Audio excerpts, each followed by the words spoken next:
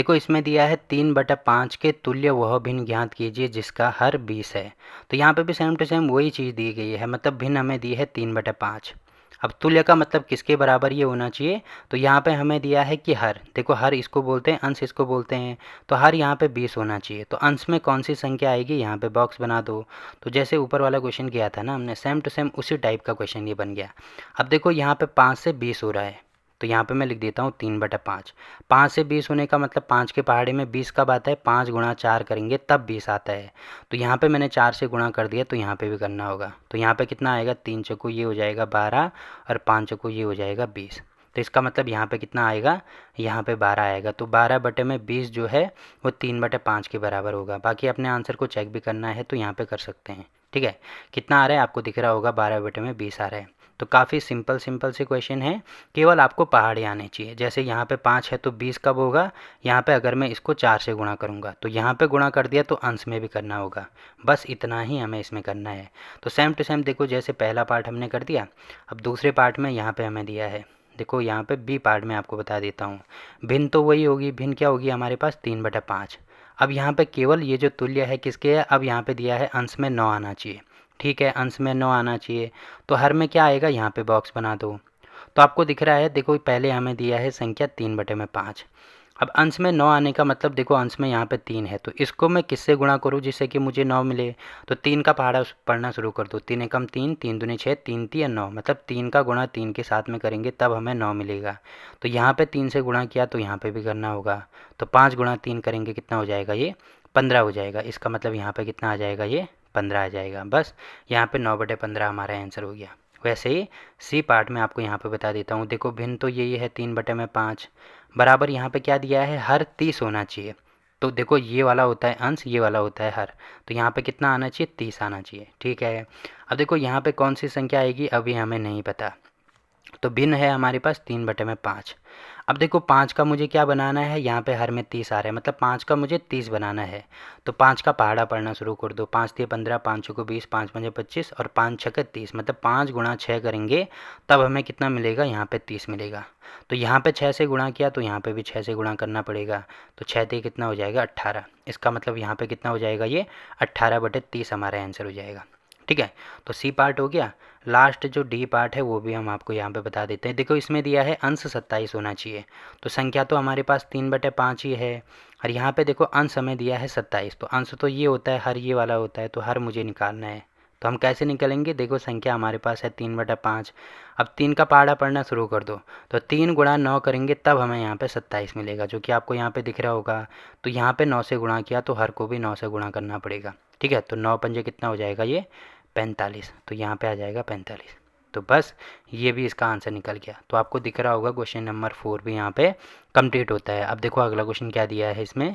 देखो इसमें दिया है कि 36/48 के तुल्य वह भिन्न ज्ञात कीजिए जिसका अंश 9 है। तो यहाँ पे भी सेम टू सेम वही है। देखो हमें यहाँ पे 36 दिया है और यहाँ पे 48 दिया है, तो तुल्य होने का मतलब ये बराबर होनी चाहिए किसकी, यहाँ पे अंश दिया है तो अंश तो ये वाला होता है ना। तो अंश 9 है तो हर हमें निकालना है, तो हर की जगह पे बॉक्स बना दो। तो ये हो जाएगा हमारा ए पार्ट। अब आपको यहाँ पे दिख रहा है कि यहाँ पे देखो बड़ी संख्या है, बड़ी संख्या से छोटी संख्या ये हो रही है। इसका मतलब यहाँ पे मुझे क्या करना होगा, भाग करना होगा। अब किस संख्या से भाग करना होगा ये पता चलेगा मुझे यहाँ से। तो यहाँ पे मुझे 9 मिल रहा है, तो 9 का पहाड़ा पढ़ना शुरू कर दो। 9 एकम 9, 9 दूनी 18, 9 तीस 27, 9 चौको 36। तो 9 गुणा 4 करेंगे हम तो तब मुझे क्या मिलेगा, 36 मिलेगा। क्योंकि यहाँ पे मुझे 36 चाहिए, तो इसका मतलब यहाँ पे 9 का गुणा हो रहा है। अब यहाँ पे 9 का गुणा हो रहा है तो यहाँ पे क्या करेंगे, भाग करेंगे। यहाँ पे भी मतलब 9 का गुणा नहीं, सॉरी 4 का गुणा हो रहा है, तो 4 का यहाँ पे भी भाग करेंगे, तो यहाँ पे भी करना होगा। ठीक है, जैसे ऊपर था, जैसे छोटी संख्या थी, तो छोटी संख्या से मुझे बड़ी संख्या में जाना था तो हम गुणा कर रहे थे। अब देखो यहाँ पे बड़ी संख्या दी है, बड़ी संख्या से मुझे छोटी संख्या में जाना है, तो क्या करेंगे, भाग करेंगे। तो सिंपल हमें पता चल गया कि किसका भाग, यहाँ पे देखो दाएं साइड 4 का गुणा हो रहा है, मतलब यहाँ बाएं साइड 4 का भाग होगा तभी हमें वो संख्या मिलेगी। तो आपको दिख रहा होगा अगर मैं यहाँ पे 4 से भाग करता हूँ तो ये हो जाएगा यहाँ पे 36, मतलब 4 का भाग हमें 36 में करना है, तो यहाँ पे 9 चौको 36। तो यहाँ पे देखो मुझे 9 मिल रहा है, जो कि हमें पहले से ही पता है। अब यहाँ पे क्या आएगा, 4 का भाग हमें 48 में करना है। तो देखो 4 एकम 4, यहाँ पे देखो 0 होगा, फिर 8 उतारेंगे, 4 दूनी 8। तो यहाँ पे होगा 0, मतलब यहाँ पे कौन सी संख्या आएगी, यहाँ पे आएगी 12, क्योंकि पूरी बार भाग कितनी बार जा रहा है, 12 बार जा रहा है। तो ये हमारा आंसर हो जाएगा। आपको ये वाले भाग नहीं लिखना है, ये वाला आपको केवल रफ में करना है, तो इसको आप यहाँ से अब हटा देंगे। तो यहाँ पे हमारे पास आ रहा है 36, यहाँ पे आ रहे हैं 48, तो ये बराबर हो जाएगा 9/12 के। ठीक है, एक तरीका तो ये है इनको सॉल्व करने का। दूसरा तरीका ये भी हो सकता है, जैसे यहाँ पे 36 आ रहे हैं, यहाँ पे 48 आ रहा है, तो जैसे मैंने बोला था ना कि कौन से पहाड़े में ये वाली संख्या भी आती है, ये वाली संख्या भी आती है। तो यहाँ पे अगर मैं देखूँ तो देखो 12 के पहाड़े में आता है, क्योंकि 12 गुणा 3 करते हैं तो 12 तिया 36 होता है, और 12 गुणा 4 करते हैं तो 12 चौको 48 होता है। तो ये जो 36 है इसको ऐसे लिख सकते हैं 12 गुणा 3, और ये जो 48 है इसको ऐसे लिख सकते हैं 12 गुणा 4। तो देखो 12 यहाँ भी है, यहाँ भी है, तो इससे ये काट दो, तो ये हो जाएगा यहाँ पे 3/4। मतलब जो 36/48 है उसको मैं अब 3/4 लिख सकता हूँ। तो यहाँ पे ये हो जाएगा 3/4। मुझे चाहिए क्या, 9 बटे में यहाँ पे कोई संख्या होगी। ठीक है, तो आपको दिख रहा होगा अब ये संख्या छोटी होगी, ये संख्या बड़ी होगी। जैसे ऊपर वाला क्वेश्चन था ना, सेम टू सेम, ये संख्या छोटी है, ये संख्या बड़ी है। अब यहाँ पे इसको मुझे किससे गुणा करना पड़ेगा, देखो अगर मैं इसको 3 से गुणा करूँगा तो 3 गुणा 3 करेंगे तब मुझे 9 मिलेगा, तो इसको भी मुझे 3 से गुणा करना होगा। तो 3 चौको कितना हो जाएगा, 12 हो जाएगा। तो देखो देखो तब भी कितना आ रहा है, 9/12 ही आ रहा है ना। तो तरीके बहुत सारे हो सकते हैं। ठीक है, अगर आपका मेथड सही है तो आपका आंसर लास्ट में सही ही निकलेगा। तो देखो ये वाला तरीका भी इसका हो सकता है। उससे अच्छा यहाँ पे ये वाला तरीका मैंने आपको बताया ना कि डायरेक्ट भाग कर दो, तो भाग करने में और ज़्यादा आसानी है, तो इसको आप डायरेक्ट कर सकते हैं। तो देखो पहला पार्ट हो गया। वैसे ही बी पार्ट इसमें दिया है, देखो संख्या तो हमारे पास है 36/48, इसको मुझे चेंज करना है। देखो यहाँ पे अब हर 4 दिया है, और यहाँ पे कौन सी संख्या आएगी वो हमें निकालनी है। तो यहाँ पे देखो 4 देने का मतलब क्या है कि यहाँ पे छोटी संख्या है, मुझे बड़ी संख्या में जाना है। तो 4 को मैं कौन सी संख्या से गुणा करूँ जिससे कि मुझे 48 मिले। तो 4 गुणा 10 करेंगे, 10 को कितना होता है 40। ठीक है, फिर 11 करेंगे तो 11 चौको कितना होता है 44। फिर 12 करेंगे, 12 चौको कितना होता है 48। तो देखो पहाड़ी तो आपको आने ही चाहिए, जब तक आपको पहाड़ी नहीं आएंगे तब तक आप इनको नहीं कर पाएंगे। मतलब ये जो 4 है इसको 12 से गुणा किया गया है, तभी हमें यहाँ पे 48 मिलेगा। ठीक है, तो आपको दिख रहा है इसको 12 से गुणा किया गया है, मतलब यहाँ पे क्या करना होगा, हमें 12 से भाग करना होगा, यहाँ पे भी और यहाँ पे भी। तो दोनों संख्याओं में 12 से भाग करेंगे, तो देखो यहाँ पे 12 भागा 48 करेंगे तो हमें मिलेगा कितना, 12 चौको 48, मतलब यहाँ पे हमें मिलेगा 4, जो कि आपको यहाँ पे दिख रहा होगा। उसके बाद ये जो ऊपर वाली संख्या है, इसको जो 36 है उसको हमें 36 है उसको 12 से भाग करना है। तो 12 तिया कितना होता है 36, यहाँ पे होगा 0। तो 3 बार पूरी बार भाग जा रहा है, इसका मतलब यहाँ पे कितना आएगा, 3 आएगा। तो मतलब 3/4 हमारे आंसर हो जाएगा। ठीक है, तो देखो ये वाला पार्ट भी हमने यहाँ पे कंप्लीट कर दिया। बाकी इसमें कहीं पे भी आपको कोई दिक्कत आती है, देखो शुरू में दिक्कत तो आएगी, जब तक आप प्रैक्टिस नहीं करोगे, खुद से इन क्वेश्चनों को सॉल्व नहीं करोगे, तब तक आपको ये चीज़ नहीं आने वाली है। ठीक है, तो करना क्या है, खुद से प्रैक्टिस करनी है। समझ में नहीं आता तो दोबारा देखिए, फिर भी समझ में नहीं आता तो दोबारा देखिए। जब तक आपको ये चीज़ अच्छे से समझ में नहीं आती है तब तक आपको ये सारे क्वेश्चन करते रहना है। ठीक है, तो एक बार समझ में आ गए तो उसके बाद आप आसानी से बिना देखे कर लोगे। तो ये वाला क्वेश्चन भी हो गया। अब देखो अगला क्वेश्चन क्या दिया है इसमें। देखो इसमें दिया है कि जांच कीजिए कि निम्न भिन्न तुल्य हैं या नहीं है। तुल्य होने का मतलब वही है कि बराबर हैं कि नहीं है, ये हमें चेक करना है। तो जैसे ए वाला पार्ट यहाँ पे दिया है 5/9, बराबर यहाँ पे दिया है 30/54। तो एक चीज़ मैंने आपको यहाँ पे बोली थी ना कि क्या करते हैं, देखो यहाँ पे जैसे 30/54 आ रहा है, तो इसको हम और छोटा कर सकते हैं।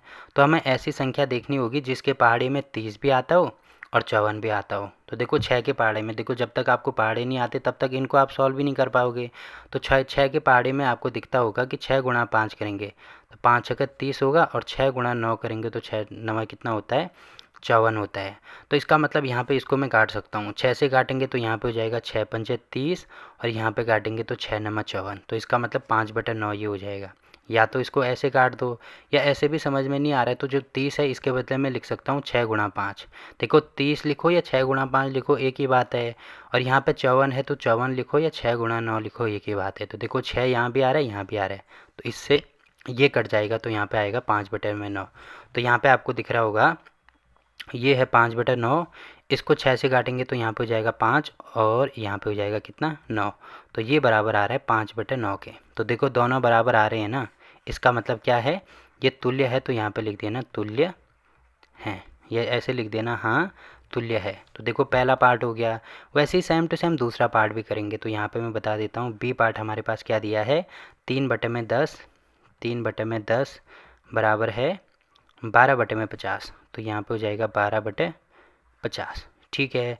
अब आपको एक चीज़ यहाँ पे दिख रही होगी, यहाँ पे 3/10 है, यहाँ पे 12/50 है।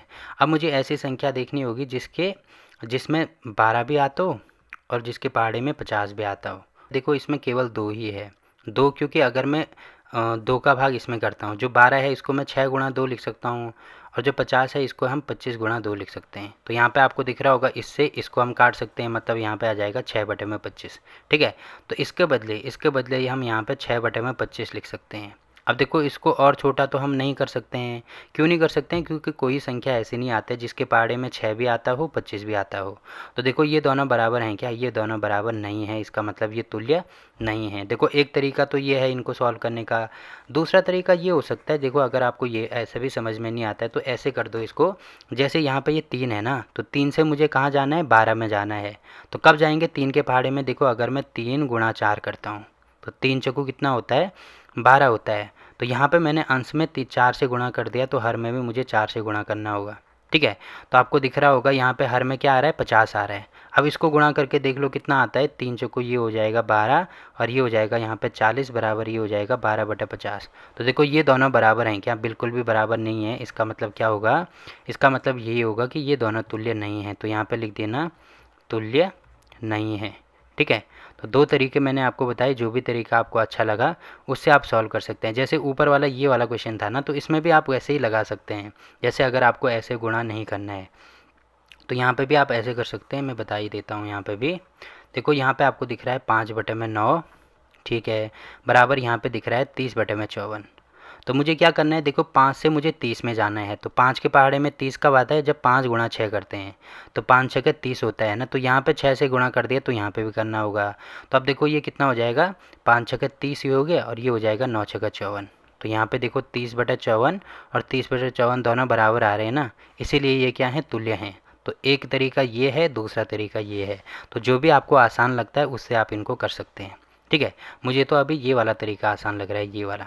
तो अभी मैं इसी तरीके से ये लास्ट वाला जो पार्ट है उसको करूँगा। तो देखो लास्ट वाला पार्ट आपको दिख रहा है 7/11 बराबर 5/11। अब देखो ये तुल्य है कि नहीं है। सबसे पहले तो यहाँ पे 11 नहीं है, 13 है।